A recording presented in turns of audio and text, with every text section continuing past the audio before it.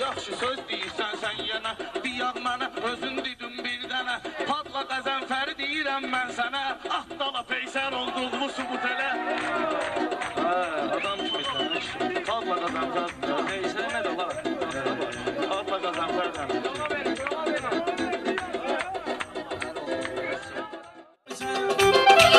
Sözümü saxlayınan nəzərdə, Allah Taala salmasın bizi dərdə. Eurovision yaranmışsan şəhərdə, başımıza peysər götürüb gəlmişsən. Başımıza peysər götürüb gəlmişsən, xeyli günə şər götürüb gəlmişsən. Həmən otel xeylərə oxşayırsan, on yemiş eşşəklərə oxşayırsan, sən də həmən geylərə oxşayırsan. Gözlərimdə zər götürüb gəlmişsən, gözlərimdə zər götürüb gəlmişsən, xeyli günə şər götürüb gəlmişsən. Xeyri yoxdur qənə dağıtır peysərə. Mən bu həyatsızı vermişəm ərə. Səhər durdu quymağı dağda dağda.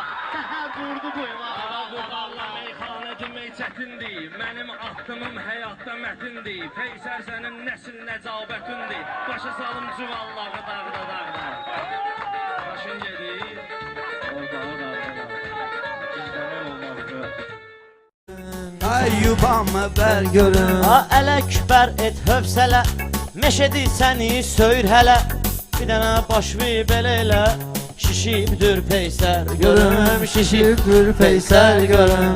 O yanımda tər görüm, ula ula ula ula mati görəyim. Ay səndə sözlərdə olur, səndə sözlərdə olur. Baxan gözlərdə olur, peysər süzlərdə olur. Öz və bərabər görün, öz və bərabər görün.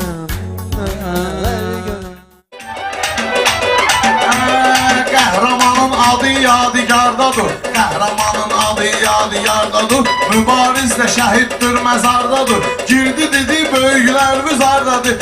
Erməniyə dedi böyüyün hardadır. Sarkisyan sıxdı ki peysər mənə.